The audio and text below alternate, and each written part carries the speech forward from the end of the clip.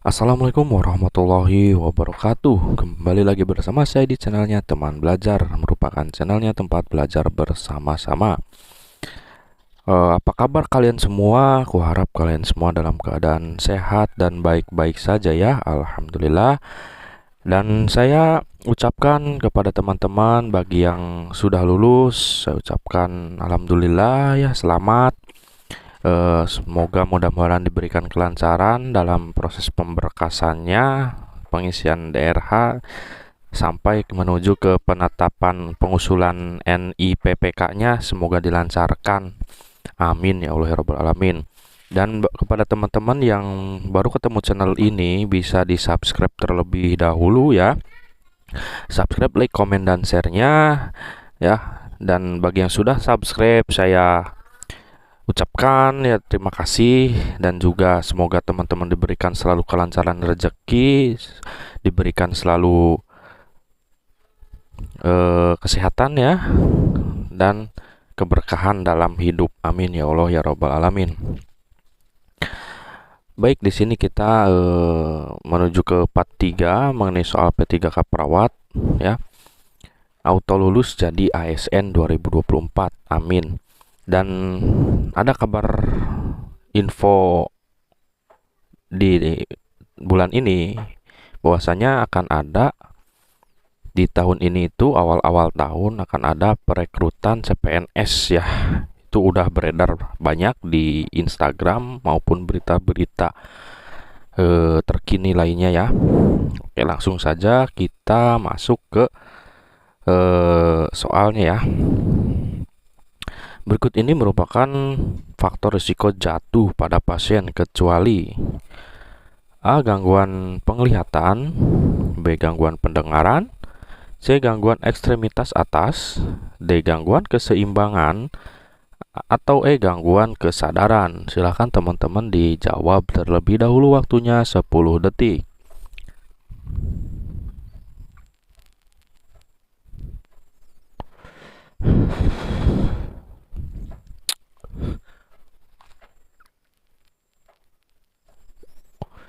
Oke, sudah teman-teman jawab? Jawabannya di sini adalah C, teman-teman ya. Nah, di sini faktor risiko jatuh ya, kecuali ya. Jawabannya C. Nah, kalau ekstremitas atas ini meliputi apa? Meliputi tangan ya. Tangan ya. Nah, kalau ekstremitas bawah kaki ya. Kaki buat apa? Buat jalan. Nah, biasanya orang jatuh ya kakinya bermasalah sehingga bisa menyebabkan terjatuh. Penglihatan jelas ya. Penglihatan, terus pendengaran juga, keseimbangan dalam tubuhnya juga, gangguan kesadaran jelas ya. Jadi yang bukan dari faktor risiko jatuh adalah C. Oke, lanjut ke soal berikutnya. Oh iya, ini ada penjelasannya teman-teman ya. Sorry, ini ada penjelasannya. Silakan teman-teman bisa screenshot dan bisa baca-baca, nggak usah dihafalin teman-teman ya, cukup dibaca saja. Karena dengan kita sering latihan membaca, itu nanti dengan sendirinya akan nempel di otak kita sendiri teman-teman. Oke, lanjut ke soal berikutnya. Apa yang dimaksud dengan kredensial? A. Kredensial adalah proses evaluasi terhadap tenaga keperawatan untuk menentukan kelayakan pemberian kewenangan klinis. B. Kredensial adalah uraian intervensi keperawatan dan kebidanan yang dilakukan oleh tenaga keperawatan berdasarkan area praktiknya. C. Kredensial adalah penugasan kepala atau direktur rumah sakit kepada tenaga keperawatan untuk melakukan asuhan keperawatan atau asuhan kebidanan di rumah sakit tersebut berdasarkan kewenangan klinis. D. Kredensial adalah upaya evaluasi secara profesional terhadap mutu pelayanan keperawatan yang dilaksanakan oleh profesi perawatan dan bidan. Sedangkan E. Kredensial adalah sekelompok tenaga keperawatan dengan reputasi dan kompetensi yang baik untuk menelaah segala hal yang terkait dengan tenaga keperawatan. Silakan dijawab terlebih dahulu, waktunya 10 detik.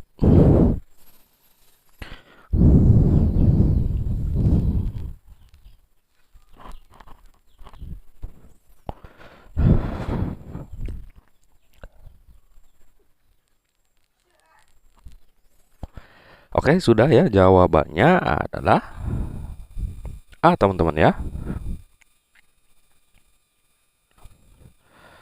Oke, di sini ada penjelasannya ya. Menurut PMKRI nomor 49 tahun 2013, kredensial adalah proses evaluasi terhadap tenaga keperawatan untuk menentukan kelayakan pemberian kewenangan klinis. Nah, di sini uraian-uraiannya ya meliputi 4 unsur. Silakan teman-teman baca dan pahamin ya. Oke, lanjut ke soal berikutnya.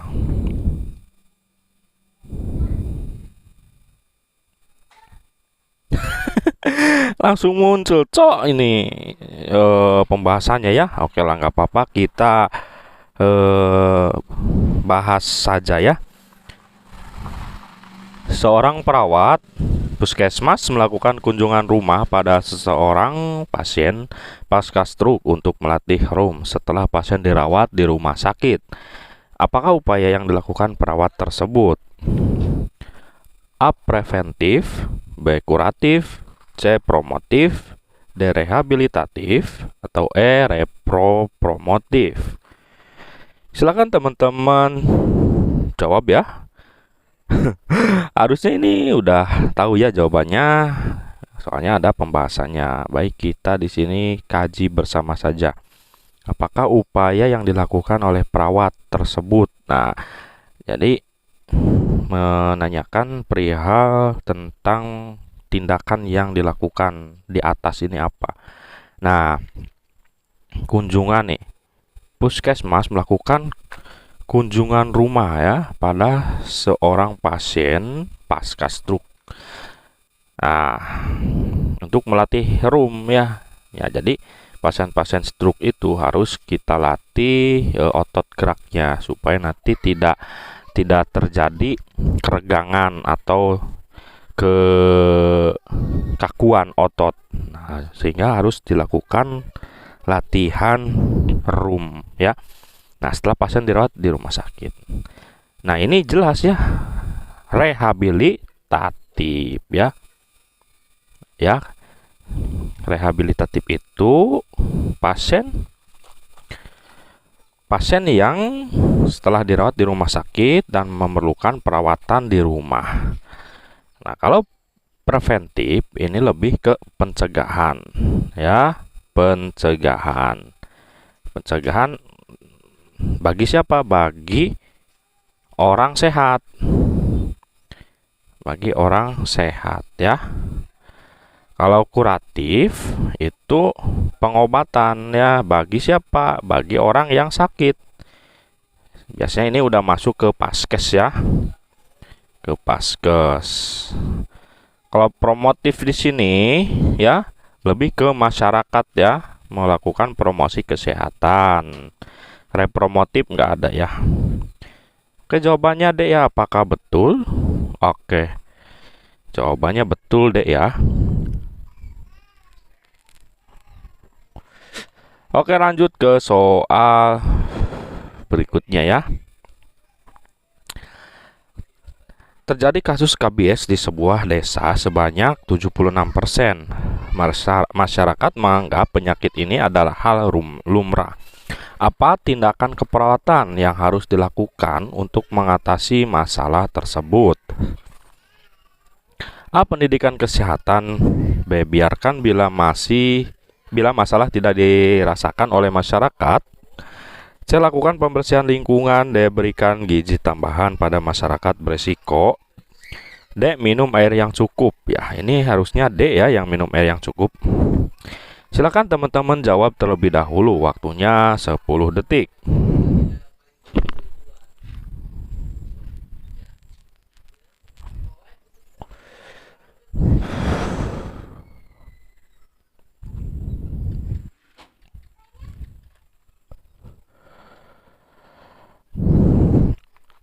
Oke, jawabannya adalah A, teman-teman ya, pendidikan kesehatan.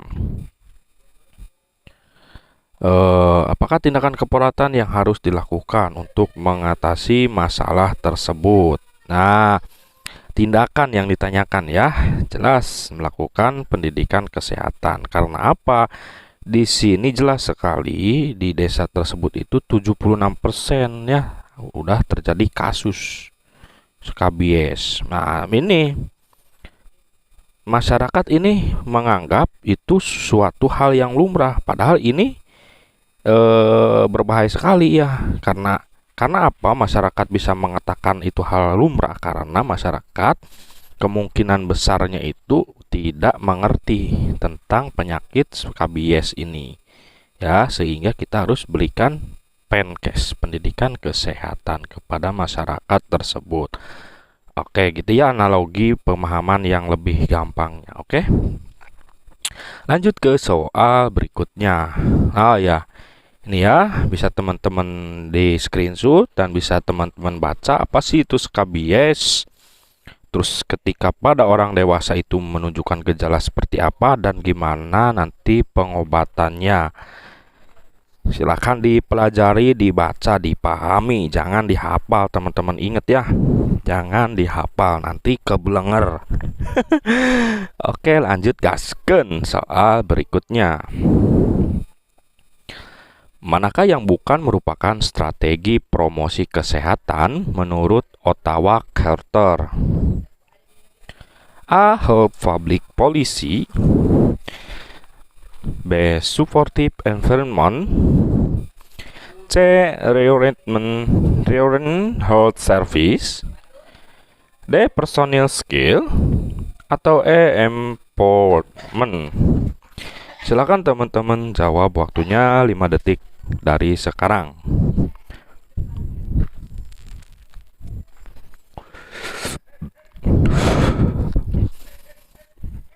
Oke, waktunya sudah selesai. Jawabannya adalah E, teman-teman ya. Oke, empowerment. Nah, itulah ya kira-kira penyebutannya dalam bahasa saya. Maklum kurang mengerti dalam bahasa Inggris, harus lebih belajar lagi ya. Oke, di sini ada suatu penjelasannya dari 5 poin tadi.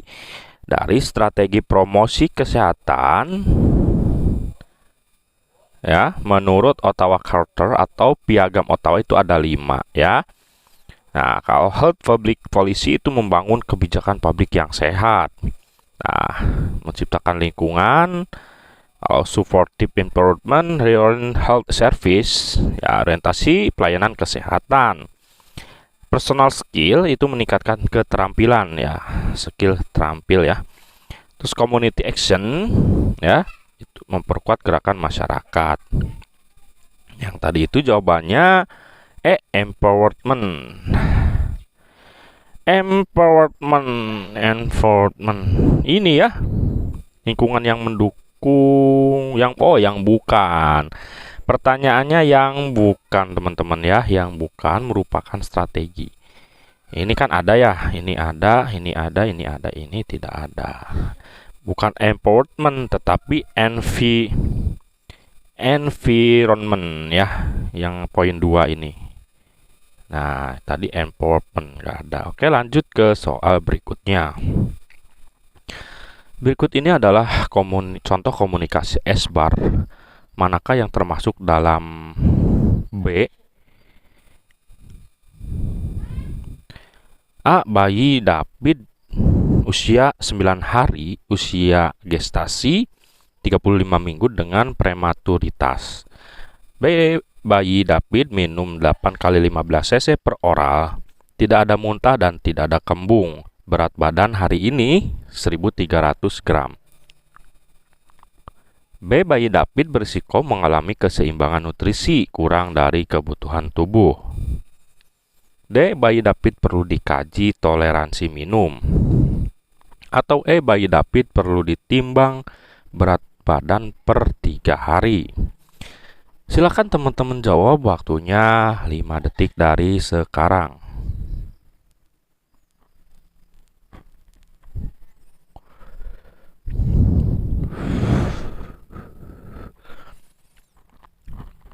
Oke, sudah waktunya habis. Jawabannya adalah B, teman-teman ya. Oke. Gini pembahasannya ya. Teknik komunikasi S-bar. Nah, S-bar itu apa? Yaitu S-bar komunikasi verbal atau tertulis yang membantu memberikan informasi penting dan ringkas ya. Nah, S-nya apa? Situasi. Nah, situasi masuk ke keseriusan situasi. Jadi ke pasien ya. Ke pasien. Kalau background ya, itu latar belakang hanya berkaitan dengan situasi saat ini. Nah, jadi situasi saat ini. Sedangkan A, assessment, yaitu penilaian pernyataan yang tepat berdasarkan situasi dan latar belakang. R, rekomendasi. Rekomendasi ini biasanya untuk menyelesaikan masalah ya, berdasarkan pada situasi, latar belakang, dan penilaian. Biasanya ini nanti dokter ya yang memberikan instruksi kepada perawat jaganya. Nah, yang ditanyakan ini dalam B itu. Nah, jadi background, latar belakang. Nah, situasi saat ini. Nah, jadi jawabannya jelas B. Nah, ini ada keterangan paling kata kunci yang akurat. Nah, ini hari ini 1300 gram berat badannya. Tidak ada muntah, tidak ada kembung ya. Oke, lanjut ke soal berikutnya. Seorang perawat di RSJ Manis mengkaji seorang pasien bernama Tuan D berusia 20 tahun. Saat melakukan pengkajian didapatkan hasil bahwa pasien sudah 2 hari tidak mandi dan tidak gosok gigi. Pasien mengatakan malas untuk mandi. Pasien tampak berpenampilan tidak rapi, tidak mampu berpakaian dengan benar, serta tercium bau yang tidak sedap dari tubuhnya. Apakah masalah psikososial pada kasus di atas? A. Harga diri rendah. B. Isolasi sosial. C. Ketidakberdayaan. D. Defisit perawatan diri. E. Keputusasaan. Silahkan teman-teman jawab, waktunya 10 detik dari sekarang.